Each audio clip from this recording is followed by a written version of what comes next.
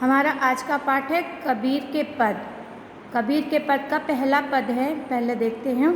हम तो एक एक करी जाना। हम तो मतलब कबीरदास जी कहते हैं अपने लिए कि हम तो एक एक, यानी एक मतलब होता है यहाँ पर एक, यहाँ पर उन्होंने ईश्वर के लिए प्रयोग किया है और एक यहाँ पर एक के लिए प्रयोग किया है, यानी वन। यहाँ पर कह रहे हैं हम तो ईश्वर को एक ही कर जानते हैं। हम तो केवल एक ही ईश्वर को जानते हैं। कबीरदास निर्गुण निराकार ईश्वर को मानते थे, इसीलिए उन्होंने कहा हम तो केवल एक ही ईश्वर को जानते हैं। और जो ईश्वर में भेद करता है उनके लिए उन्होंने कहा है दो ही कहें। जो दो कहते हैं तिनही को दो जग, दो जग मतलब नर्क। जो लोग कहते हैं कि ईश्वर दो हैं, दो ही कहे, दो कहते हैं, जो कहते हैं कि ईश्वर दो है, तिनही को उनको क्या दो जग यानी नर्क, यानी उनके लिए ये संसार कैसा है, नर्क के समान है। ठीक है, जो ईश्वर को एक न मानकर अनेक मानते हैं।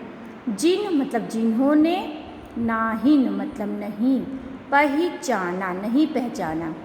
ठीक है, जो कहते हैं कि ईश्वर दो हैं उनके लिए पूरा संसार नर्क के समान है। जिन्होंने ईश्वर को नाहिन पहचाना, नहीं पहचाना है, पहचान जो ईश्वर को नहीं पहचान पाए हैं उनके लिए ये संसार नर्क के समान है।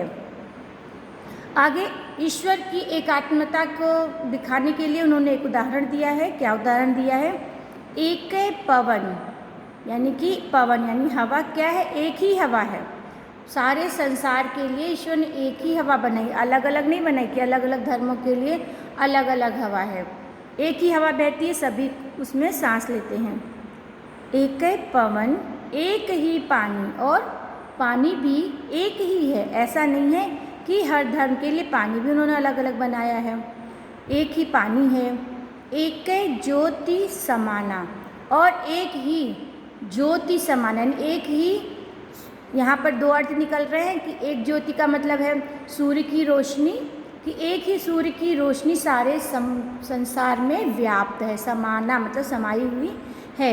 एक ही सूर्य की रोशनी सारे संसार में समाई हुई है, या एक ही ईश्वर की ज्योति पूरे संसार में व्याप्त है।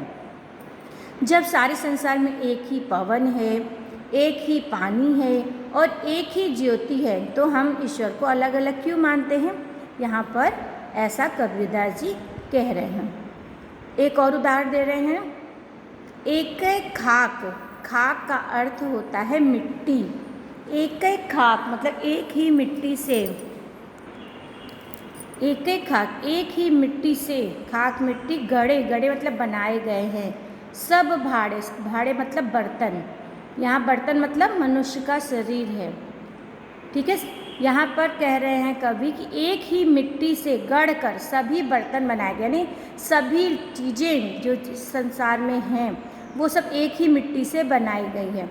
और किसने बनाई? एक कोहरा साना, और एक ही कुम्हार ने उनको सान कर बनाया है। ठीक है, कोहरा मतलब कुम्हार, कुंभकार। जैसे कुम्हार एक ही मिट्टी से बहुत सारे मटके भी बना देगा, दिए भी बना देगा, बर्तन बना देगा, तो उसी तरह कुम्हार, यहाँ कुम्भकार ईश्वर के लिए कहा गया है। एक तरह से समझ लो यहाँ रूपक अलंकार है कि एक ही कुम्हार जो है यानी ईश्वर जो है एक ही प्रकार की मिट्टी से सभी को बनाया, यानी सभी एक तरह से यहाँ पर कहना का चाह रहे हैं कि सभी एक ही हैं। जो लोग अलग अलग करते हैं, भेद करते हैं, उनके लिए वो करेंगे सब ईश्वर ने सबको एक समान बनाया है, तो कोई भी अंतर नहीं होना चाहिए।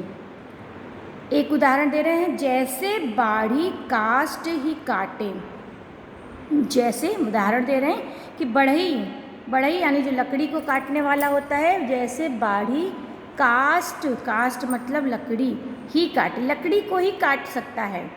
अग्नि न काटे कोई, कोई भी अग्नि को नहीं काट सकता, यानी कि अगर कोई लकड़ी का टुकड़ा है उसमें अगर आग लगा दी जाए, वो यानी उसमें वो जल रहा है, तो उसको हम काट के दो टुकड़े तो कर सकते हैं, दो अलग अलग टुकड़े कर सकते हैं। ठीक है, लेकिन उस अग्नि को अलग नहीं कर सकते हैं। थोड़ी देर के लिए हम उस अग्नि को लकड़ी में अलग अलग तो कर सकते हैं कि दो टुकड़े हो गए, दोनों अग्नि अलग हो गई, लेकिन जैसे ही उन टुकड़ों को आपस में मिलाएंगे, अग्नि को आपस में मिलाएंगे, वो अग्नि फिर एक हो जाएगी। वही कह रहे हैं कि जैसे बढ़ई काट कर लकड़ी को अलग कर सकता है, लेकिन अग्नि को कोई नहीं काट सकता, उसी प्रकार ईश्वर को भी आत्मा और परमात्मा दोनों एक है। आत्मा और परमात्मा को कोई अलग नहीं कर सकता। ईश्वर और मनुष्य यानी दोनों एक ही हैं, उनको कोई अलग नहीं कर सकता। सब घटी अंतर, सारे घटी अंतर मतलब हृदय के अंदर, तू ही व्यापक। ईश्वर को कह रहे हैं कि ईश्वर सभी हृदय के अंदर व्याप्त हैं। ईश्वर कहाँ कहाँ है? सभी के अंदर हैं, सभी के हृदय में व्याप्त हो जाते हैं। और जिसके हृदय में जाते हैं धरे स्वरूपे सोई, और जिसके हृदय में व्याप्त होते हैं उसी का रूप धारण कर लेते हैं। स्वरूपे मतलब उसी का स्वरूप सोई धारण कर लेते हैं। जिसके हृदय में ईश्वर रहते हैं उसी के हृदय में वो उसी का रूप ईश्वर धारण कर लेते हैं। ठीक है, आगे। माया देख के जगत लुभाना, काहे रे नर गर्भाना। यहाँ कह रहे हैं जब सब ईश्वर एक है, आत्मा परमात्मा एक है, तो यहाँ की मोह माया को देखकर जो जगत यानी संसार के लोग हैं इस पर मोहित हो जाते हैं। उनको कह रहे हैं कबीरदास जी कि काहे रे नर गर्भाना, कि हे मनुष्य तुम गर्भाना मतलब गर्व क्यों करते हो, तुम इन सब चीज़ को माया मोह को देखकर गर्व क्यों करते हो।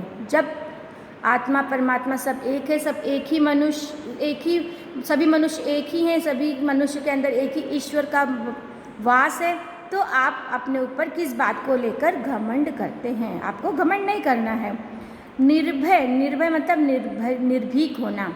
जो निर्भीक हो जाता है, यहाँ पर कबीरदास जी कह रहे हैं कि जो व्यक्ति निर्भीक हो जाता है, बिना डर के हो जाता है। कौन डर के बिना हो जाता है? जो ईश्वर का भक्त होता है।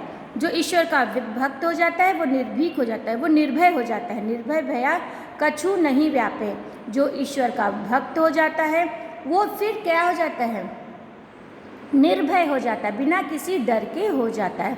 उसको कछु नहीं व्यापे, उसको कुछ भी व्याप्त नहीं होता, नहीं कोई भी दिक्कत परेशानी कष्ट नहीं होता है। कहे कबीर दीवाना, ऐसा दीवाना कबीर अपने को कह रहे हैं।